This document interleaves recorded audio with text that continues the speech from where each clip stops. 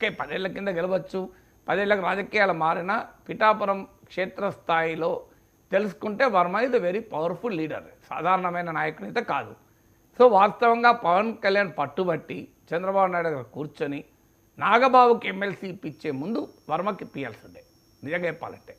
So ఇది నా కొరకు ఆయన సీటు వదులుకున్నాడు, అందువల్ల మీరు ఆయనకు ముందు ఇవ్వండి అని అడగాలి. ఎందుకంటే దట్ రెస్పాన్సిబిలిటీ, తన గెలుపు బాధ్యత వర్మ మీద పెట్టాడు. అది బయటలో కూడా మనం గతంలో ప్లే చేశాం.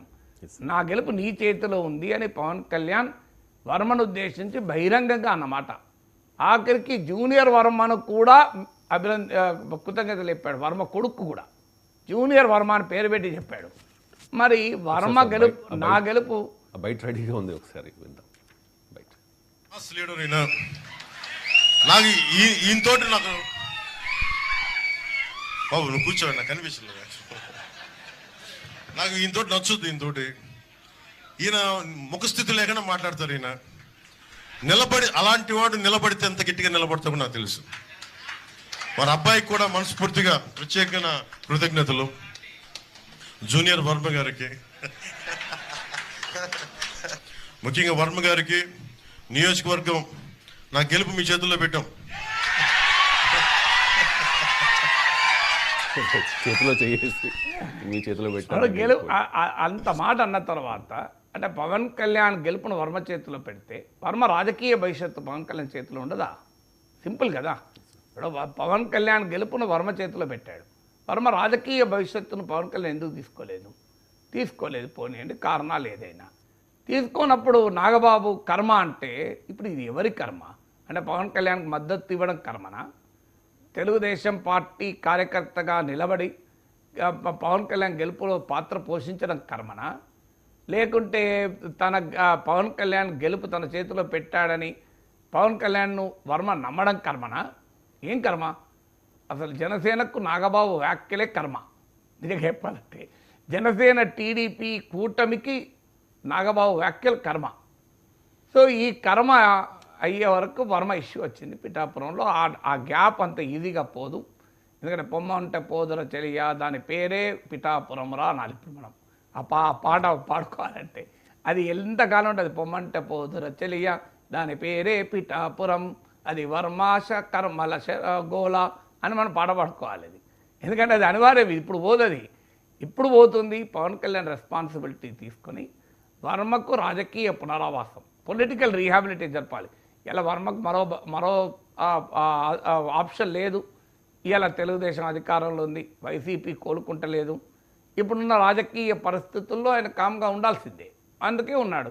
కానీ ఆ మంట లోపలైతే కలిగిన మంట, నాగబాబు వ్యాఖ్యలతో పెరిగిన మంట, మొదలు పవన్ కళ్యాణ్కి పిఠాపురం రావడం వల్ల తనకు సీటు పోయిందన్న మంట, ఆ తర్వాత ఆ మంట కాస్త చల్లార్చుకొని పవన్ కళ్యాణ్ స్థాయిలో వచ్చి ఆ చేతిలో ఆయన విజయాన్ని పెట్టాడు కనుక కాస్త మంట చల్లారిందనుకుంటే ఇప్పుడు నాగబాబు కర్మ అనడం వల్ల ఇంకా మంటలు పెరుగుంటాయి.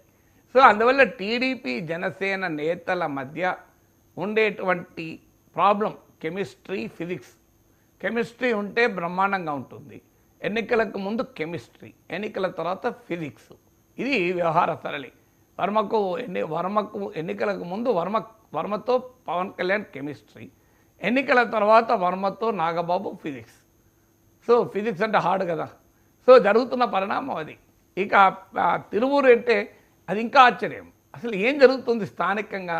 ఒకప్పటి తెలుగుదేశమైనా ఇది. చంద్రబాబు నాయుడు అంటే భయపడేవాళ్ళు. ఇప్పుడు లోకేష్ రోజు పార్టీ క్రమశిక్షణ నుంచి మాట్లాడుతున్నారు. పక్కనే ఉన్న తిరువూరు ఏం జరుగుతుంది? ఓపెన్గా ఎమ్మెల్యే, ఎంపీ, ఆయన ఎవరు రమేష్ రెడ్డి నాకు తెలిసినంత వరకు ఎంపీ మనిషిని కదా. ఎంపీ పైన బహిరంగంగా ఎమ్మెల్యే ఆరోపణలు చేస్తాడు, మామూలు కాదు. ఎమ్మెల్యే పైన ఎంపీ మనిషి ఆరోపణ చేస్తున్నాడు. టీడీపీ వైసీపీ వాళ్ళు ఆరోపణలు చేసుకోవడం మానేసి టీడీపీ నాయకులు ఒకరి మీద ఒకరు ఆరోపణలు చేసుకుంటున్నారు.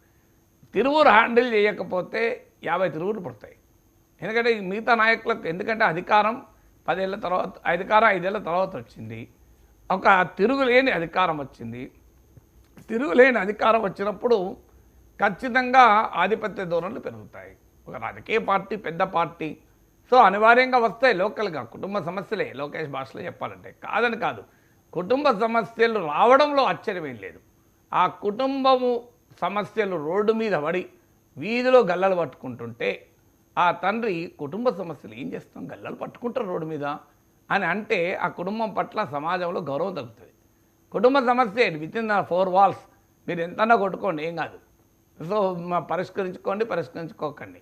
కానీ రోడ్డు మీదకి వచ్చారు కదా, బహిరంగంగానే కదా రోడ్డు మీదకి వచ్చి పార్టీ క్రమశిక్షణ ధిక్కరించి బహిరంగంగా పార్టీలో కుమ్ములాటలు కనబడుతుంటే దాన్ని ఇన్ని రోజులైనా కమిటీల పేరిట తాత్సారం చేస్తుంటే నాయకత్వం పరిష్కరించలేని స్థితిలో ఉందా? ఇంతమంది 164 మంది ఎమ్మెల్యేల బలం ఉన్న ప్రభుత్వం ఇది.